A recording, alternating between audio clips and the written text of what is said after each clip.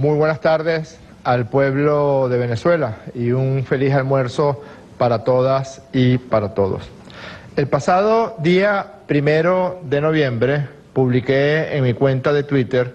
el siguiente mensaje, la siguiente información, que gracias a la profunda labor de inteligencia de varias semanas de los órganos de inteligencia del Estado venezolano, se había logrado capturar al narcoparamilitar Argenis Baca, alias Baquita. Fue una labor de inteligencia de varios meses que nos permitió hacerle un seguimiento por Colombia y por Venezuela y nos permitió capturarlo en el área de influencia en la frontera occidental de Venezuela con Colombia.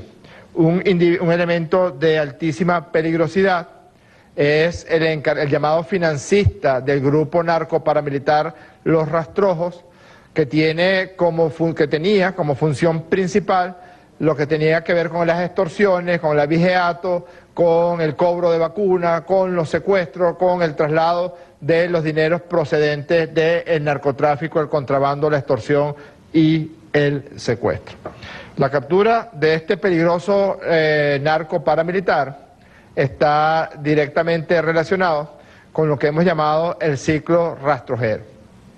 Y alrededor del ciclo rastrojero, es decir, del enlace, de la complicidad, de la confabulación, de la conchupancia de Juan Guaidó con uno de los más peligrosos grupos criminales. Son centenas de asesinatos, de fosas comunes, de casas de picado, alrededor de lo que ocurrió esos días del 21 y el 22 de febrero de este año 2019, donde funge como grupo militar de Juan Guaidó el grupo paramilitar Los Rastrojos. Se ha creado toda una sociedad, todo un clima de complicidad en algunos medios de comunicación, sobre todo algunos medios de comunicación de Colombia. Han tratado de desvirtuar la denuncia, han tratado de recurrir a unas argucias completamente fútiles, como esa que hemos escuchado y que nadie creyó, que Juan Guaidó venía pasando por esa zona boscosa, selvática de la frontera colombo-venezolana y se le aparecieron 4 hombres armados y se tomaron un selfie con él. Esa fue la primera versión del ventrílocuo de Juan Guaidó llamado Alberto Federico Rabel, que Juan Guaidó venía pasando por allí y se tomó una foto con alias Baquita.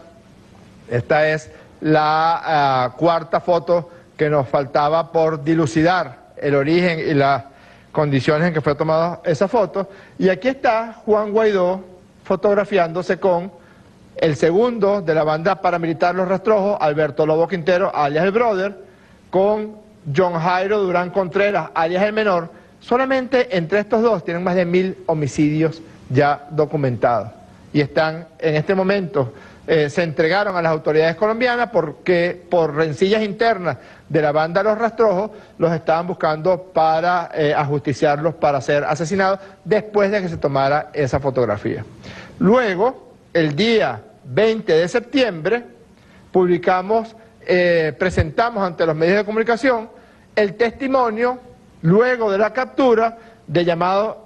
Iván Pozo, alias Nandito, que había sido la persona que había estado acompañando para darle seguridad a Juan Guaidó en el traslado desde Mérida hasta Cúcuta. Había dicho Nandito en su testimonio que la fotografía que se hiciera con los jefes del grupo paramilitar Los Rastrojos se había hecho desde su cámara, desde el teléfono de Iván Pozo, alias Nandito. Y aparecía una cuarta foto, que es la foto de Juan Guaidó con Argenis Baca, alias Baquita, también conocido como el financista, que es el encargado del cobro de vacunas, de la extorsión. Es muy conocido por ganaderos, por comerciantes, por trabajadores en la zona de la frontera occidental con Colombia, porque es el que está permanentemente sacando de los reales, cobrando, moviendo la plata del narcotráfico, lavando el dinero. Nosotros, el 1 de noviembre, publicamos que había sido capturado Argenis Baca, alias Baquita. Los medios de comunicación encargados de la guerra mediática, de la guerra psicológica hicieron todo lo posible por tapar, por taponar lo que ocurrió ese día 1 de noviembre, que fue la captura.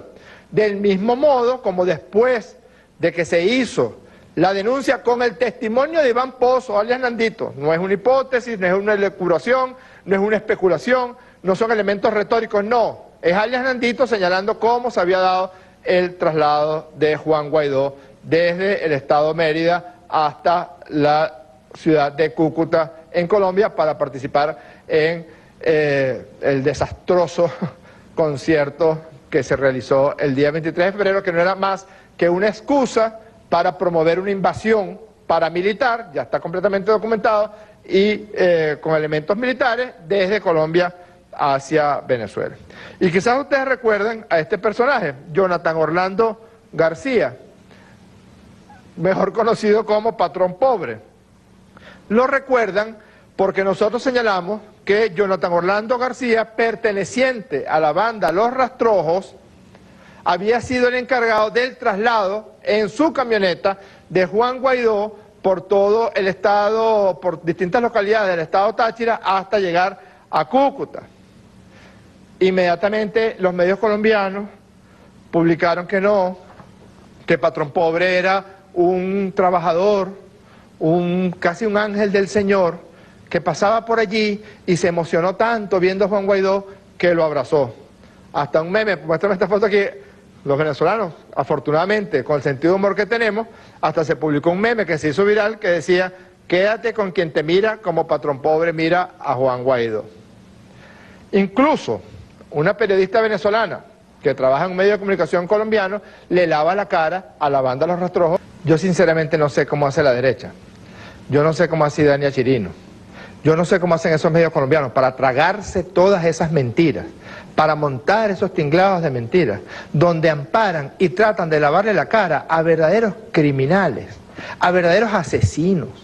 a narcotraficantes, a paramilitares, a personas que tienen casas donde pican a seres humanos, a personas que tienen en su haber centenas de muertos.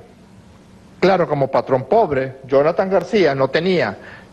antecedentes penales para la justicia colombiana, entonces ese medio de comunicación colombiano, para tratar de desvirtuar la denuncia, el testimonio de Iván Pozo, alias Nandito, ponen a este santo señor que ni siquiera bebe miche, que es un pobre comerciante trabajador, que pasaba por allí también y quiso abrazar y besar a Juan Guaidó.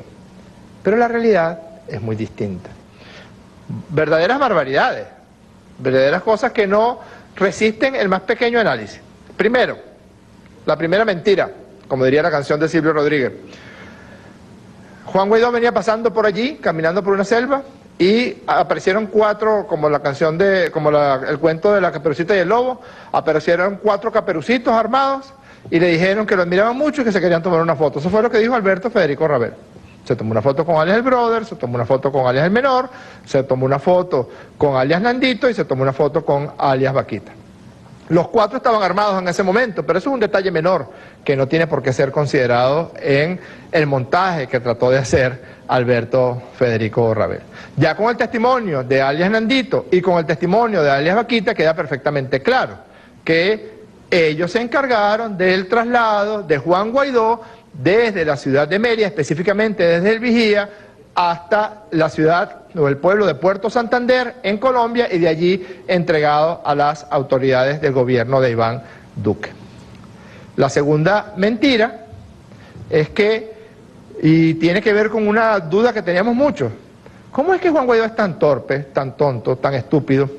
como para tomarse una fotografía con cuatro de los criminales más buscados en Colombia y en Venezuela que tienen en su haber varias centenas de asesinados, que tienen en su haber casas de picado,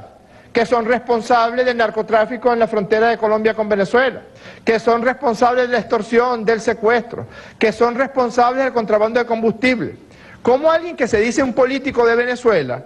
tiene la desfachatez, tiene el descaro de tomarse una fotografía con cuatro homicidas narcotraficantes paramilitares? Ahí lo explica Vaquita. Era un seguro, era una especie de garantía,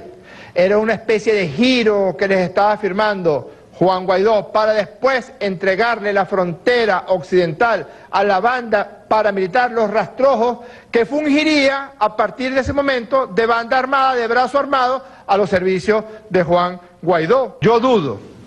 que exista en la historia de Venezuela un precedente donde un político venezolano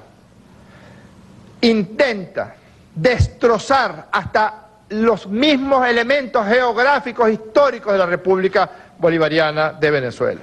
Tiene mucho que responder y tiene que dejar de balbucear Juan Guaidó, porque Venezuela quiere saber hasta dónde llega el nivel de su estulticia y de su maldad. Muchísimas gracias.